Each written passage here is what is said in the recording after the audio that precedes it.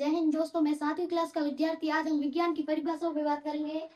पहला, स्वपोषी। जो अपना भोजन स्वयं बना लेते हैं उसे स्वपोषी कहते हैं। विषमपोषी। जो अपना भोजन स्वयं नहीं बना पाते उसे विषमपोषी कहते हैं। जिसके आर पार नहीं देखा जा सकता उसे अपारदर्शी कहते हैं। पारदर्शी। जिसके आर पार देखा जा सकता है उसे पारदर्शी कहते हैं। पारभासी। जिसके आर पार देखा तो जा सकता है पर स्पष्ट रूप से नहीं देखा जा सकता उसे पारभासी कहते हैं। फसल। एक ही स्थान पर एक ही पौधा भारी मात्रा में उगाया जाता है उसे फसल कहते हैं। अम्ल। वे पदार्थ जो खट्टे होते हैं उन्हें अम्ल कहते हैं। सारक। वे पदार्थ जो कड़वे होते हैं उन्हें सारक कहते हैं। उदासीनीकरण।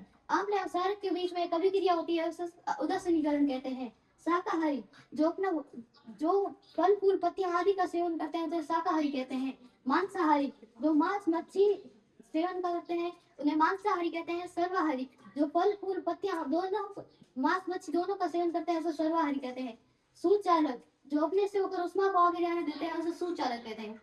पूचालक। जो अपने से होकर उष्मा को आगे नहीं जाने देते उसे पूचालक कहते हैं। सजीव।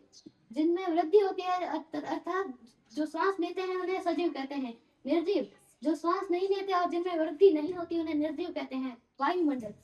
पृथ्वी के चारों ओर वायु की पतली परतों को वायुमंडल कहते हैं। स्थल मंडल। पृथ्वी का वह ठोस भाग जहां हम रहते हैं उसे स्थल मंडल कहते हैं। जल मंडल। जल के क्षेत्र को जल मंडल कहते हैं। जैव मंडल। जहाँ वायु स्थल जल तीनों मिश्रित हो उसे जैव मंडल कहते हैं। प्रकाश संश्लेषण। सूर्य की उपस्थिति में पौधे अपना भोजन स्वयं बना लेते हैं उसे प्रकाश संश्लेषण कहते हैं। हीमोग्लोबिन। हीमोग्लोबिन के कारण हमारा रक्त लाल होता है। स्टेथोस्कोप। डॉक्टर हमारे हृदय स्पंदन दर को मापने के लिए स्टेथोस्कोप का प्रयोग करते हैं। तापमापी।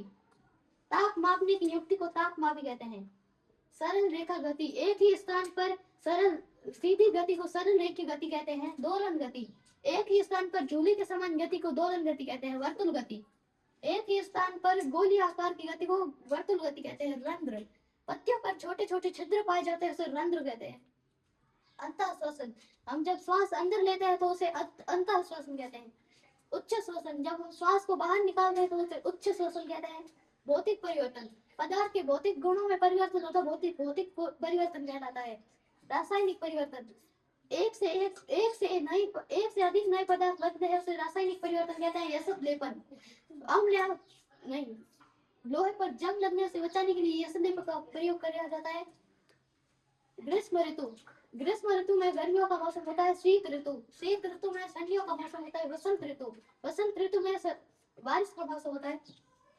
क्लोरोफिल। क्लोरोफिल पत्तियों में हरा वर्णक पाया जाता है उसे क्लोरोफिल कहते हैं। मृत जीवी। जो मरे हुए जीवों का भक्षण करते हैं उसे मृत जीवी कहते हैं। सहजीवी। जो अपना आवास और भोजन दूसरे जीवों को बांटते हैं उसे सहजीवी कहते हैं। वास्तविक प्रतिबिंब।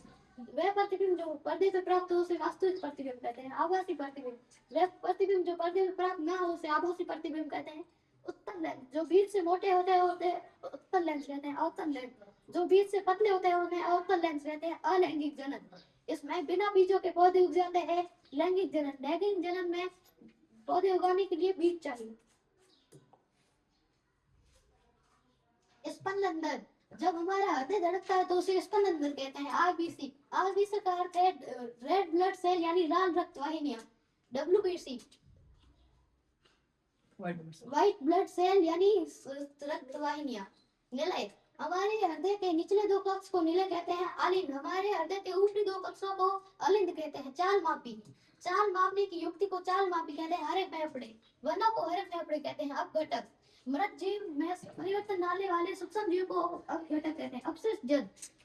झाग से भरपूर तेल मिश्रित जल को अपशिष्ट जल कहते हैं। दांत। दांत दो प्रकार के होते हैं, स्थायी और अस्थायी। कीटभक्षी।